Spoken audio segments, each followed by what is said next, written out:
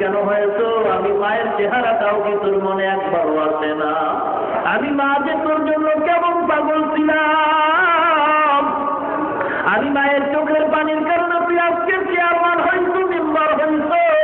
আমি মায়ের চোখের পানির কারণে তুই আজকের আলেম হয়ে গেছ। আমি মায়ের চোখের পানির বদৌলতে তুই আজকের টাকাওয়ালা হয়ে গেছ। আমি মায়ের দোয়ার কারণে আজকে এই মাকে কেমন করে ভুলিয়া তুই আরামে খাওয়ার ঘুমাও। আমি মায়ের জন্য কি করে একটু মায়াও হয় না। আজকের ওয়াজ মাহফিলে গেছে, একটু চোখের পানি ছেড়ে দোয়া কর। আমি মা কবরে বড় বিপদে পড়ে আছি। আয় আল্লাহ, যার মা বাবা কবর জান্নাতের বাগান বানায় দাও। যার মা বাবা বেঁচে আছে হায়াত বাড়ায় দাও।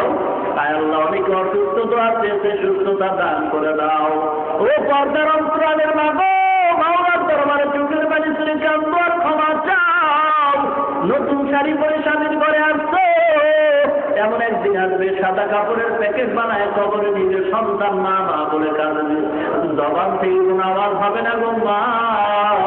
আপনার মাও তো অন্ধকার কবরে চলে গেছে মা। আল্লাহর দরবারে কাঁদেন আর বলেন, মাবুদ গো, ইমানদার হইয়া কবরে যাওয়ার তৌফিক দান করে দাও। মা বোনদের পর্দাওয়ালা বানায় দাও। ছেলে সন্তান দিনদার বানায় দাও। সকলের ঘরে কোরআনের আওয়াজ জারি করে দাও। সারা দুনিয়ায় শান্তির ফয়সালা করে দাও। বাংলাদেশে শান্তির ফয়সালা করে দাও। আয় আল্লাহ, সকলের ঘরে কোরআনের আওয়াজ চালু করে দাও। ছেলে সন্তান দিনদার বানায় দাও। হালাল রিজিকের ব্যবস্থা করে দাও। আরাম থেকে বেঁচে থাকার তৌফিক দিয়ে দাও।